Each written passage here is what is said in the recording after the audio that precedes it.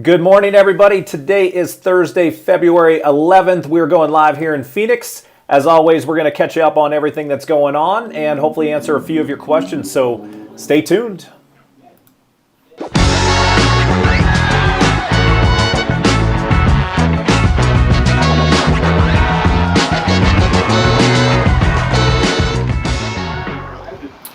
What's up, everybody? It's Greg Corbett with the AZ Lifestyle Group right here in Phoenix, Arizona. If this is your first time to this channel, you're looking to find out everything you need to know about what it's like living in and or moving to Phoenix, Arizona. Make sure to hit that subscribe button and click the bell so you can be notified whenever we post a new video. We're helping people from all over when it comes to finding the best places and neighborhoods to live here. We absolutely love it. So if you're even thinking about making a move or relocating and you need any assistance whatsoever, give us a call, send us a text, shoot us an email. However you want to get a hold of us, we got your back when it comes to moving to the Phoenix Metro. All right, we're going to go ahead and bring in Rudy here. Rudy, I apologize. We've got a little background noise behind you that's coming in. Okay, yes. Go ahead. Sorry about that. You said there's background noise? Yeah. So for anybody you're probably hearing that, so we'll get through that, but we'll try to do our best on that. Yeah, sorry about that. I'm outside, and unfortunately, I can't. You're all good. Tell us where you're at. Tell us what's going on. Where are you at right now? I'm just at a coffee shop, the Coffee Bean over in Old Town. Nice place with some nice outdoor seating. I'm over here tucked away in a corner. And, spin the camera around. Let's see where you're at. There we go. We're just hanging out. I like it. Just having some coffee. Tell those guys to be quiet. Well, they're police officers, so I can't. Really don't tell those guys. Don't tell them to be quiet. Tell them to come on in and tell them hello and thank them for all of what they do. I did, and I offered a refill just to thank them for their service. Nice. But, yeah. Nice. All right, we'll give them a break then on that. Yeah, let's do it. All right, well, how are you? How are you doing this morning? Obviously, last week we were going through you and the family were struggling a lot with what's going on COVID wise. How are you guys doing this week? I'm doing much better. I'm past the quarantine required period. I'm scot free. My kids, the same thing. They took it like champs. My wife, she started feeling better, and then kind of turned the corner a little bit, and is now not feeling so great right now. So we might be going to the doctor just to get her checked out because she's just not all there. She's getting some fogginess in her memory. She's starting to have a pretty bad cough. So I don't know. That just started happening 2-3 days ago, but it's unfortunate because she was starting to feel better, and then all of a sudden started feeling bad. So. You hear a few stories out there with people have some lingering effects and linger a little bit longer, and so hopefully she can knock it out pretty soon here. I know number one, in her situation, it's just not fun to be going through it, and just from a family situation, obviously it makes things so much more challenging when you're trying to take care of your little ones at the same time. Yeah, it hasn't been fun. It's been very challenging. One thing it has being sick has gotten me to think about is taking care of my body, because for about 3 or 4 days, it was really up to my body to protect me and to keep me okay. So I left all this just thinking, you need to really just make sure you take care of your body. Just I'm not going to be this like granola eating, vegetarian or anything like that. But are we not allowed to go have a beer at lunch anymore? I think I'm still going to have the beers, occasional beers, but I don't know, man. It just kind of got I totally me understand what you're that saying. Kind of stuff. Yeah, just because we rely on it so much, and especially when something like this happens, and then you hear people that appear to be perfectly healthy that have bad outcomes. I don't know. It just kind of makes you think about a lot of stuff, and that certainly made me think about that. Yeah, this whole thing has had made a lot of us reflect on so many different things because it's transformed lives in so many ways, and a lot of people are taking it and doing positive things with it. And I think I'm learning a lot from other people doing things. I'm sure you're learning a lot from people as well.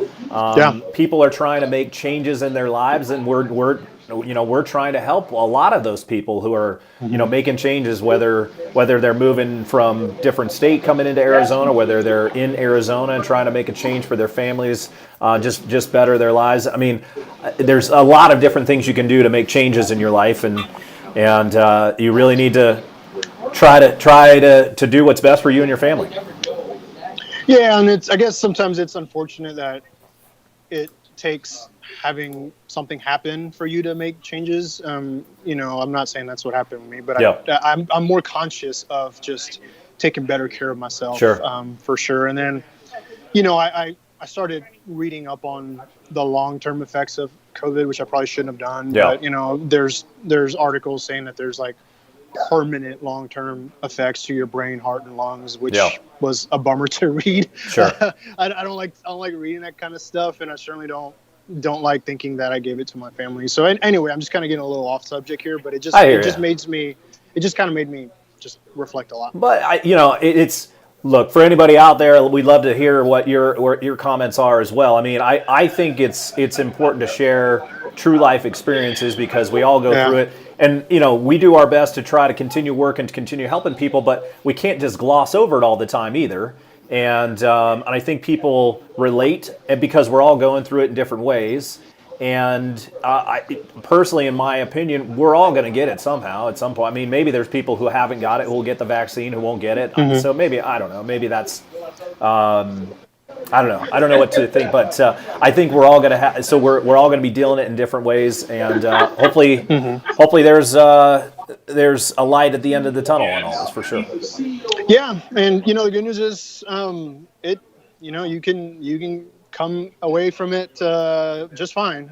You just got to make sure that you're taking the precautions and just taking care of yourself. I don't know what else to say about it, but everyone's doing fine. Just got to make sure my wife's, taking care of herself a little bit. Well, we'll wish her the best and send positive thoughts you guys' way on that for sure. Thank you.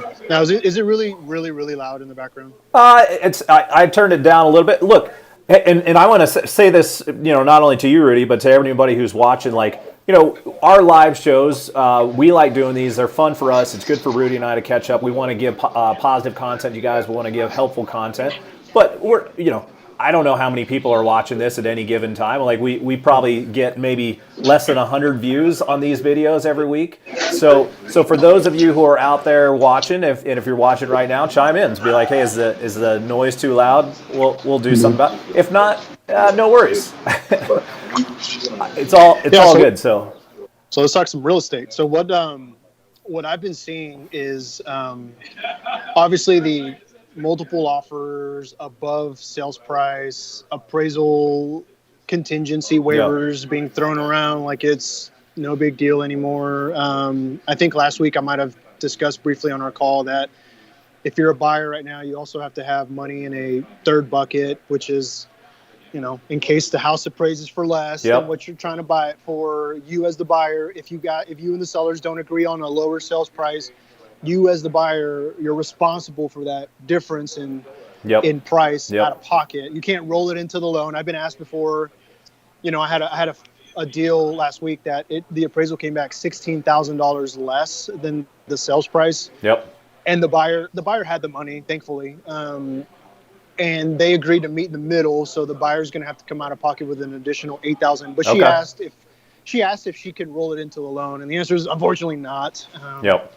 You can't roll negative equity is not even the right term, but you can't roll a shortage in equity into a loan. Right. No, it makes sense. But I mean, I'm sure that the thought crosses people's mind to say, hey, is there a way to fix this or that type of thing? And people, a lot of people have the extra funds, but maybe they're not that excited about putting it in there. I mean, they'd rather do it a different way. Now, and everybody's situation is different, and you got to really take a step back and be like, okay, is this the house you truly want? Do you want to try to move on to the next one? If you move on to the next one, are you potentially going to be paying more for a house that you don't like as much? you could find a better house too. So I mean, there's so many factors that we have to kind of prepare people for. But I know a lot of times, I mean, especially when you get even, because I don't know how many people are putting in multiple offers on multiple properties to try to get something accepted, and then by the time they get something, they're just so mentally over it.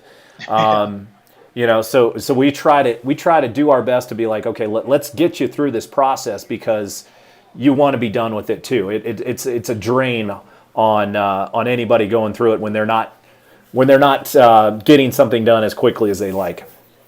Yeah, and it's a drain also if you're not prepared and you're not having these conversations, or your realtor and your lender are not having these conversations with you, because you need to be prepared to act fast. You can't sit around and sleep on it, whether you want to put an offer on a house or not for a day or two, because more than likely the house is gone by then.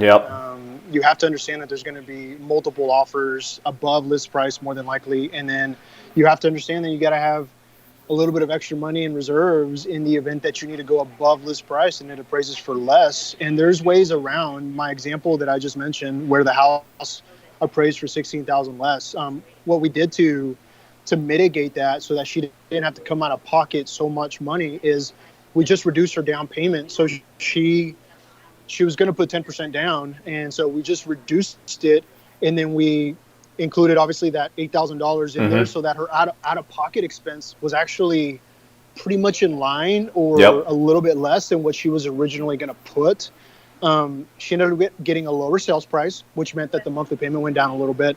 So it was a win-win, and that's where the right strategy and having those conversations up front really matter, because if you're just looking at houses and you're just so focused on, I'm putting this much money down and my payment is going to be this, and you're not having those what if questions, then you could potentially be setting yourself up for a lot of frustration. Yeah, no, for sure. And it helps to be mentally prepared on all those types of things. And, like the last thing we want to, do is scare people before you get into the process, but you have to be prepared. And it's a fine line, it's a balance on trying to figure out, how to coach people up for it and be prepared for it.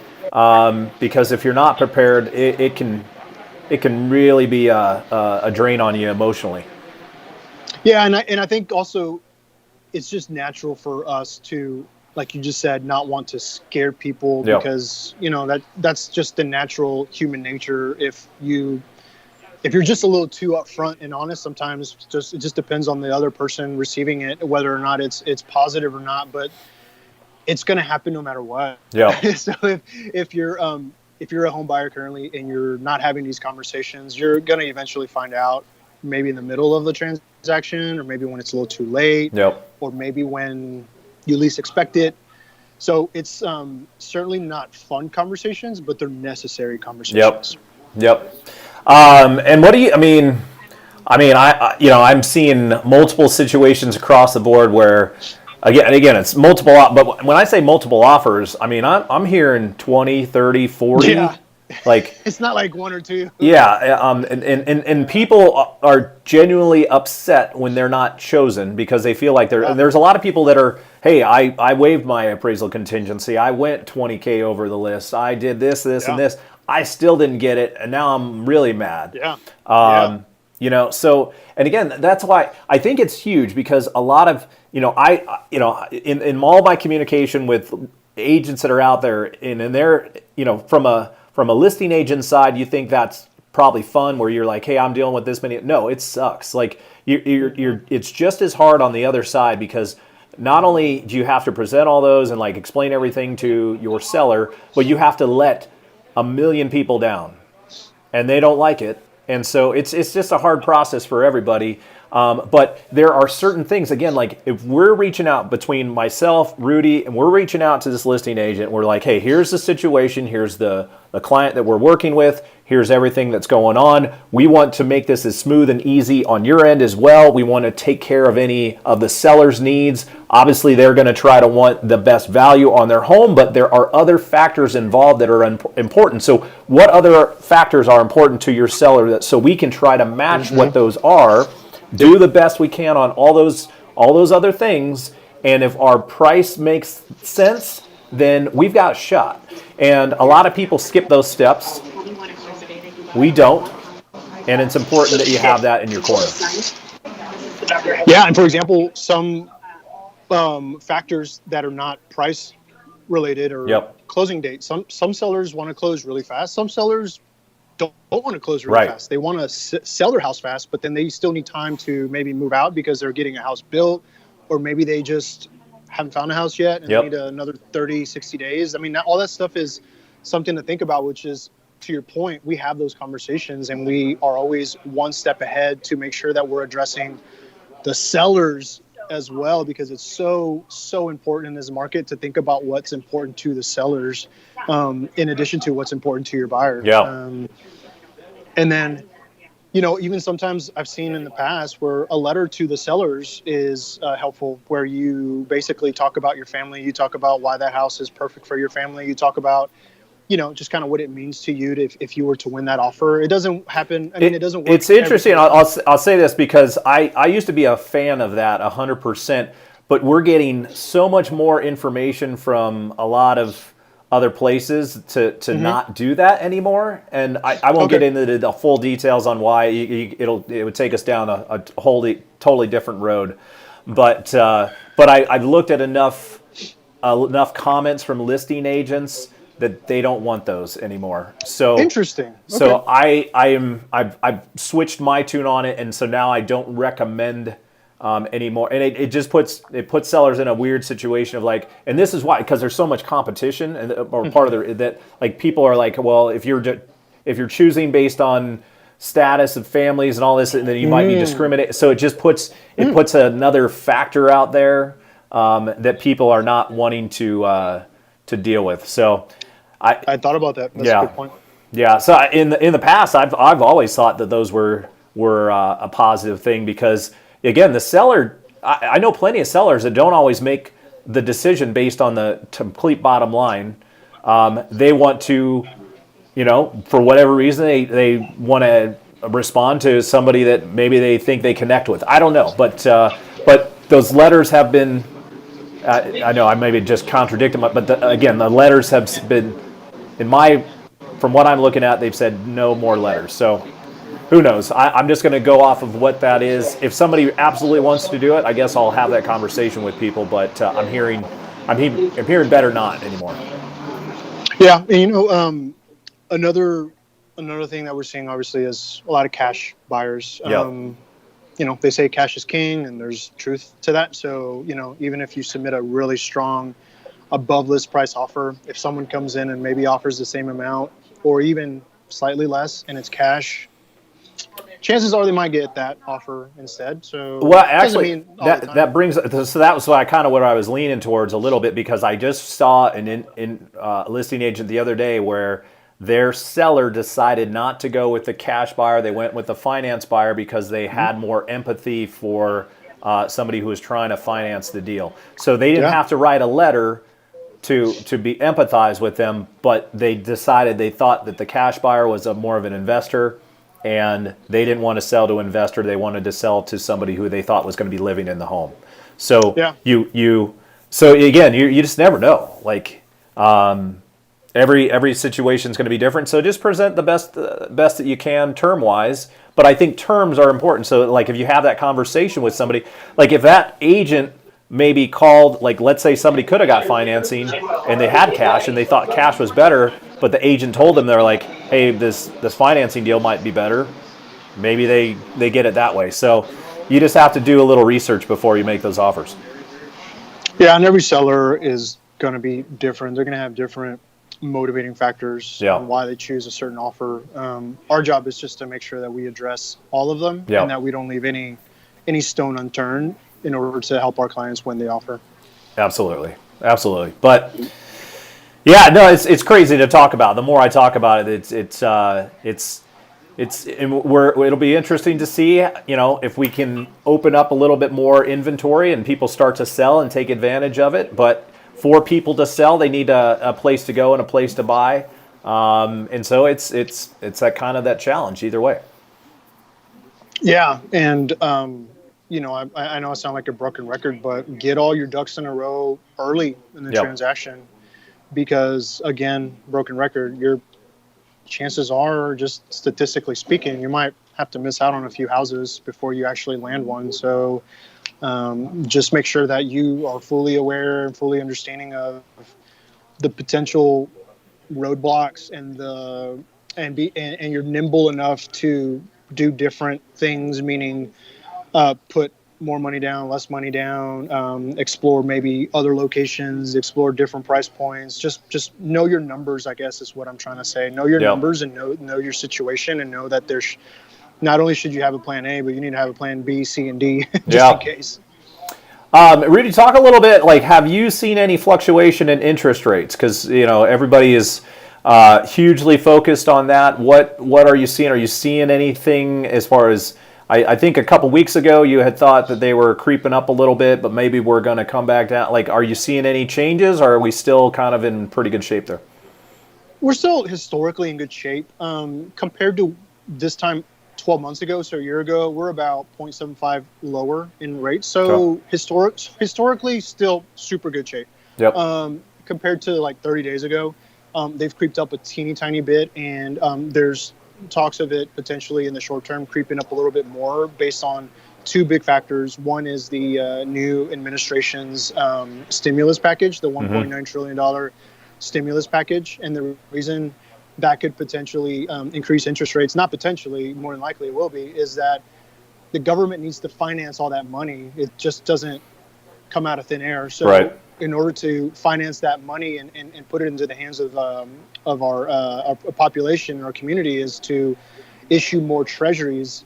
And in issuing more treasuries, the supply of treasuries now goes up, meaning that prices go down. And in order for those treasuries to still be valuable to people that are buying it, or investors that are buying it, they have to charge a higher rate in order for someone to want to buy it, because they're lowering prices. So that translates into higher rates in the short term. Number two is the vaccine. So the more positive news that comes out regarding the vaccine, the more optimism there is in the country, the more optimism there is for opening up more, the more potential there is for inflation, more money being circulated throughout the country.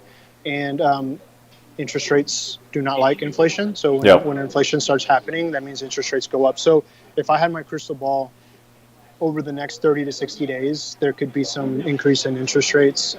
They're still historically low, though, so you're not necessarily like missing the boat per se, but compared to like where they were 3-4 months ago, they've ticked up just a tiny bit. Well, and I think people need to but realize too, like, that it's not always a bad thing, because if the interest rates are going up, they're going up for everybody. It's not just one and then people are going to factor that into offers. And so if you have people, with an increased interest rate, you might be able to get a little bit better terms on the price. So it's all relative. You just have to factor in both and kind of target what you're looking to do, what makes sense for you when you're trying to factor in, like, hey, what's a good monthly payment I'm comfortable with if you're monthly payment driven, and if you're price driven, then just trying to figure out, okay, well, we could get potentially a little bit better price if interest rates go up. So a lot to take into account. Yeah, something that I always like to talk about too is not only price, monthly payment, and cash to close driven, but have long-term conversations with your realtor and your mortgage lender. And what I mean by that is, how long do you plan on being in the house? What are the costs while I'm in the house to me? What are the implications if I put this much down or that much down, or if I tweak this or tweak that on the loan? I think those are conversations that need to be had. The days of what's my payment, what's my interest rate, and just kind of leaving it at that, I think are a bit antiquated now, because this is the biggest purchase of your life. You're going to be spending several $100,000s of dollars, and you're going to be paying it back 1 month at a time. So I think it's valuable to you and to your future and to your family to have those in-depth conversations that are one step further than just what's my payment, what's my rate, because a lower interest rate with the wrong mortgage strategy can be more expensive than a slightly higher interest rate with the right mortgage strategy. And the only way to know if you're in the right mortgage strategy is to have that conversation with your lender and your real estate professional. Yep. I hear you, man. It's a lot, so much to consider, but that's why we're here, guys. Right? Yep. We do not have anybody chiming in right now, Rudy, and we're coming up here on 10:30. I think we've dove into a lot of what's going on today, and we both have a ton of people who are coming in, and we're going to be looking around. So we're working hard on our end. Anything that you want to share with anybody before we wrap it up?